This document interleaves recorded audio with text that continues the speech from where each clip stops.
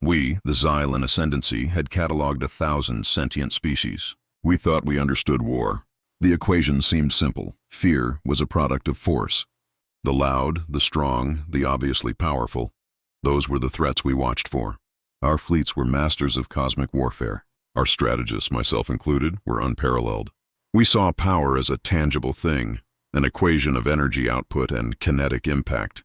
So when a patrol brought back the specimen, designated human child, female, age 7, and its furry little companion, our threat assessment barely registered. It was a statistical impossibility that this quiet thing could ever matter. The child was a biological curiosity, her pet a primitive mammal. It was the gravest miscalculation in the history of the galaxy. I am Grand Strategist Xylo, and my mind is a fortress of logic. For 300 cycles, I've directed the fleets of the Ascendancy, conquering worlds by predicting the predictable. We value what we can measure: the megaton yield of a torpedo, the shield strength of a cruiser, the roar of an army. It's the only truth that ever mattered. The strong dominate the weak. When the patrol ship arrived with its strange cargo, it was just a momentary diversion. We watched the small human, whom the logs called Lily, in a sterile observation chamber. By any galactic standard, she was frail. She had wide, curious eyes and a silence that was deeply unsettling.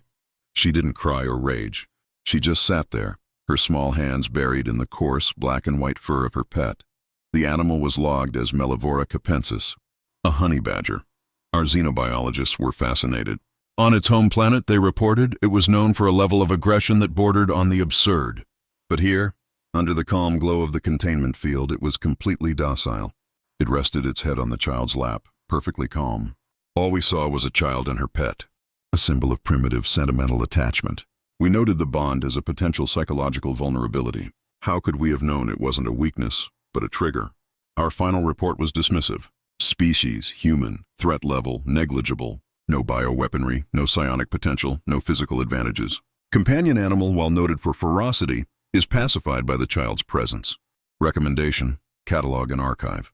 We filed the report, turned our minds back to the stars, and in doing so, sealed our own fate. We saw a child playing with her pet. We should have seen a soldier holding her weapon.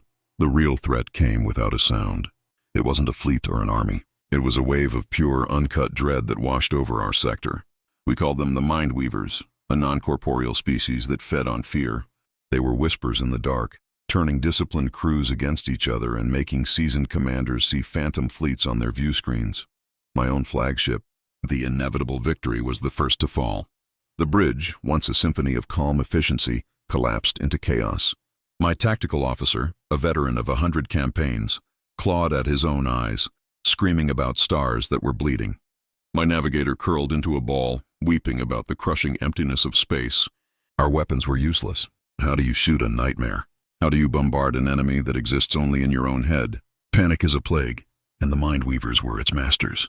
Our ships, paragons of technological might, became floating tombs of madness. Comms broke down into shrieks and panicked prayers. Automated systems failed as their operators, lost in hallucinations, hammered gibberish into their consoles. We were a fleet of gods, brought to our knees by a ghost. My own mind, the mind of a grand strategist, was under assault. The fortress of logic I'd built for centuries began to crack. I saw the faces of every pilot I'd ever sent to their death. I felt the weight of every world we had conquered. The fear was a physical thing, a cold liquid filling my lungs, drowning me from the inside out. My strategies were useless. My weapons were junk. The Ascendancy wasn't being defeated. It was being unmade. While the titans of our fleet were being consumed by their own terror, a very different scene was unfolding in the quiet of the observation chamber.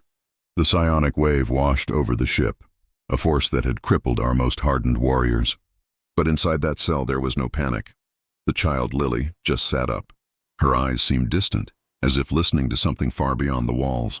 The observers, watching from their rapidly deteriorating command post, noted a slight frown on her face. To them, it looked like confusion, a primitive mind failing to process a complex stimulus. They were wrong. She wasn't confused. She was annoyed. She leaned down to her pet. The honey badger Pip hadn't moved. Its small black eyes were fixed on the far wall. The child began to whisper. It was a soft, rhythmic stream of nonsense the universal translator couldn't begin to parse, logging it as non-linguistic vocalization. likely self-soothing. She ran her fingers through its thick fur, tracing patterns on its head. To the collapsing minds of my crew, it was a picture of innocence. A child humming to her animal to ward off the scary noises. They couldn't see what was really happening. It wasn't a lullaby. It was an ordnance check. It was a targeting sequence. The bond between them, something our science couldn't measure, was a conduit. The girl wasn't calming the animal. She was focusing it. She was taking every ounce of its natural, relentless aggression, its instinct to defy all threats, and giving it a single, terrifying purpose. The child felt the alien fear saturating the ship, but it didn't touch her. It wasn't her fear. It was just an intrusion, an annoyance. And she was about to have it removed. The bridge of the inevitable victory was a breath away from total collapse. In a final desperate act, an officer initiated a ship-wide containment purge, trying to vent the atmosphere from non-essential sectors. The observation chamber was on that list. As the containment field around her cell flickered and died, Lily looked up. The ambient fear had become a physical presence, a shimmering distortion near the corridor's ceiling, the Mindweaver's focal point. The child's face held no fear at all, only a cold, quiet anger. She leaned close to the badger's ear and whispered a single word. One word the ship's translator finally caught: protect. The effect was instantaneous. Pip, the docile pet, was gone. In its place stood a biological manifestation of pure fury. It didn't roar. It let out a low, rattling growl that was infinitely more terrifying than any battle cry. It moved with impossible speed. It wasn't reacting to the psionic fear. Its tiny, primal brain had no room for complex emotions like that. It registered only a threat, and its entire existence was built for one response: absolute, violent annihilation. The Mindweaver's psychic attack hit the badger like a wave hitting a granite mountain. Nothing. Fear is a weapon against things that understand it. The honey badger only understood the target. It scrambled up a wall, its claws digging into the metal seams. For the first time in its existence, the psionic entity registered an emotion from its attacker. Not fear, but a singular burning intent to destroy. Pip launched itself into the shimmering distortion. There was no finesse, just brutal efficiency. Its jaws, strong enough to crack shells, bit into something that wasn't entirely physical.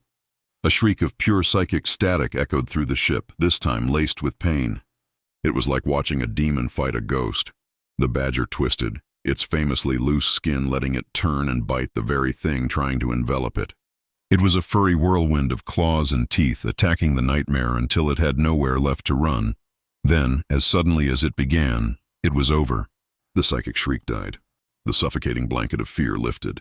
On the bridge, my crew slowly pushed themselves up, looking around in a daze. The last image on the security monitor before it shorted out was of the small, furry creature dropping to the floor, shaking its head like it was annoyed by a fly, and trotting back to the little girl's side. Across the entire fleet, 1,000 Xylan minds blinked back into sanity, the echoes of terror fading into a stunned silence. The war was over. No fleets were shattered. No planets burned. The enemy was beaten by something we had labeled a pet. On the bridge, I pulled up the final log from the observation deck. I watched the recording again and again. The quiet whisper, the single command, the unleashing of a force that doesn't operate by any known rule of warfare.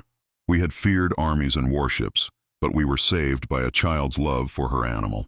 And in that moment, I finally understood. The bond was the weapon. A focused, loving relationship that could channel primal rage into a guided missile of flesh and fury. We had miscalculated. Humanity's strength isn't in their muscles or their machines. It's in the quiet, unquantifiable things we dismissed as primitive. Their bonds, their loyalty, their utterly insane ability to weaponize the heart itself. We no longer fear the loud warships of the galaxy. Now we fear the whispers of a human child. We fear the quiet things, because we've learned that when it's threatened, love is the most dangerous force in the cosmos.